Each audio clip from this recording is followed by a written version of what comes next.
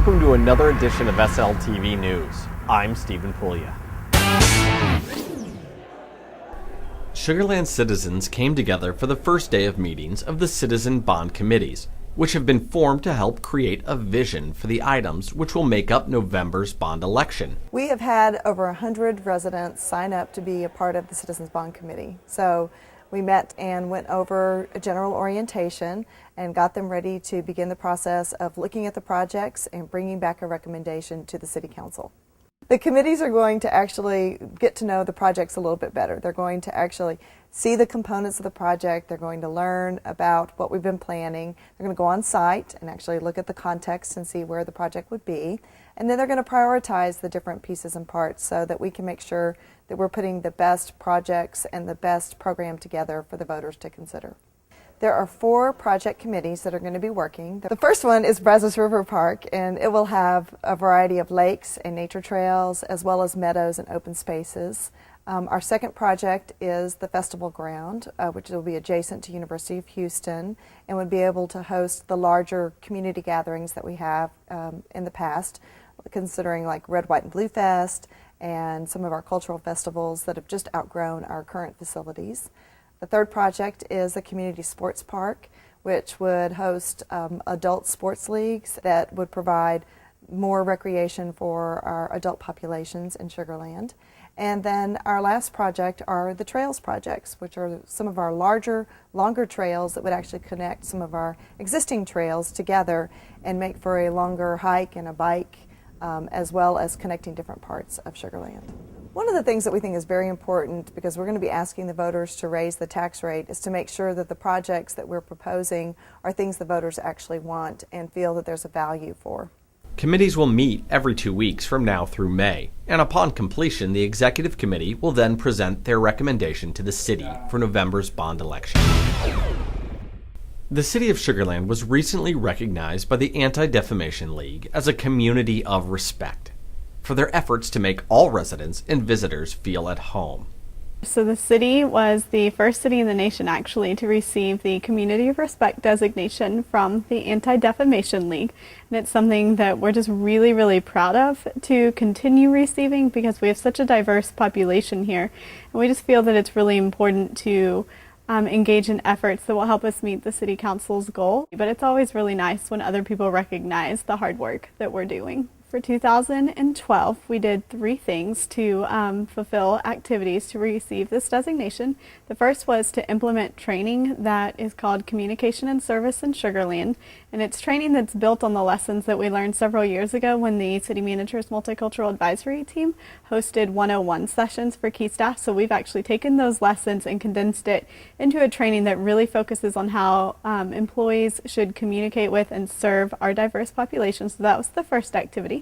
The second one was creating a Know Your Neighbor column in Sugar Land Today, which is really just a column that we write with the help of the City Manager's Multicultural Advisory Team to help residents learn about the customs and traditions and holidays that many of their neighbors may celebrate. And then the third was getting the input of the same advisory team on the park programming options that we offer, and just wanting to make sure that not only from a programmatic standpoint are we meeting the needs of all of our residents, but we really wanted to make sure that from an infrastructure perspective that we're building things that all of our residents want and desire. The city's multicultural program is based on 3 objectives: to meet the needs of all residents, to build opportunities for all residents to understand all the cultures in Sugar Land, and build shared traditions, whether it's Sugar Land, Texan, or American traditions. It doesn't take a sharp eye to have noticed the city's newest landmark, the elevated storage tank, which was recently raised over Highway 59. The reason behind this elevated storage tank is to remain in compliance with the Texas Commission on Environmental Quality's standpoints for elevated or ground storage. This is a 2 million gallon, what's referred to as a composite elevated storage tank, concrete pedestal with a steel bowl. In this particular case, this is one of the biggest that you can find around as far as the size, 2 million gallons. They used a series of 30 jacks to lift the little over 450,000 pound steel bowl up into place, and they lifted the bowl approximately 90 feet to its resting spot where it is today. It took them about 5 hours, 5 to 5.5 hours from the time they commenced lifting all the way up to they finally had it set in place and then did the final preparation to weld. Project completion is anticipated for June or early July of 2013.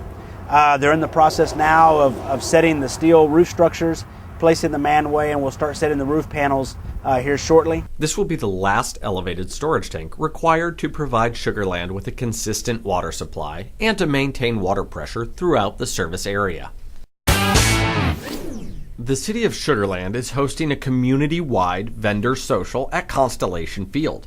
This is your chance to create new business relationships with cities, counties, and school districts in the Fort Bend County, Greater Houston, and surrounding areas.